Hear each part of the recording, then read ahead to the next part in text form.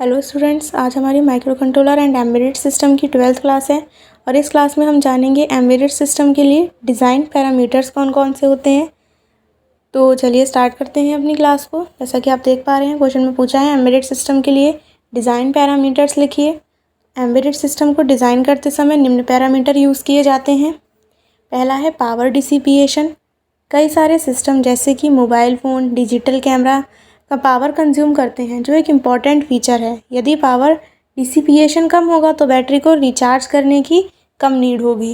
क्या समझ में आया इस पॉइंट से कि जो एम्बेडेड सिस्टम होते हैं वो समय समय पर बार बार बैटरी को चार्ज करने के लिए नहीं बोलता। क्या होता है, उसका जो पावर है वो कम डिसिपिएट होता है।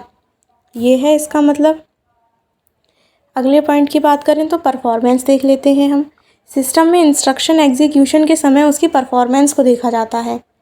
इसका मतलब यह है कि एग्जीक्यूशन टाइम जितना कम समय लेगा, परफॉर्मेंस उतनी ही अच्छी होगी। हम किसी भी एम्बेडेड सिस्टम को डिज़ाइन करेंगे तो क्या सोच के बनाएंगे उसको। पहला कि वो क्या करे, पावर को कम डिसिपिएट करे ताकि हमें बैटरी को बार बार चार्ज ना करना पड़े। परफॉर्मेंस कैसी हो, बहुत अच्छी परफॉर्मेंस हो उसकी, है ना।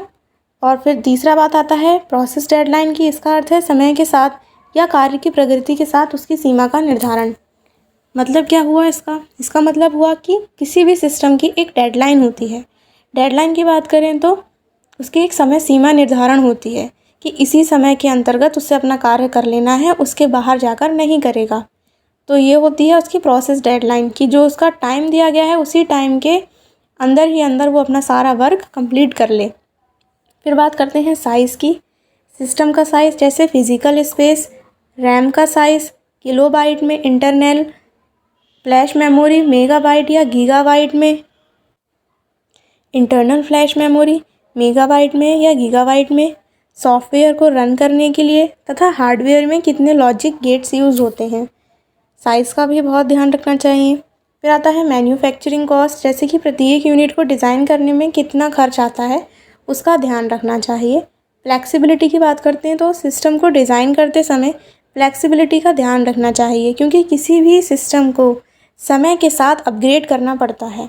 अब अपने फ़ोन की ही बात कर लीजिए, टाइम टू टाइम वो क्या करता है, अपग्रेड मांगता है कि हमें क्या करो, अपडेट कर लो। ठीक उसी प्रकार टाइम टू टाइम हमें सिस्टम को अपग्रेड करना पड़ता है। तो उसके लिए हमें क्या करना चाहिए कि कुछ एक्स्ट्रा फंक्शंस लगाने चाहिए ताकि आवश्यकता अनुसार उनका यूज़ किया जा सके। बात करते हैं सिस्टम एंड यूज़र सेफ्टी की। सिस्टम को डिज़ाइन करते समय सिस्टम तथा यूज़र दोनों की सुरक्षा का ध्यान रखा जाता है।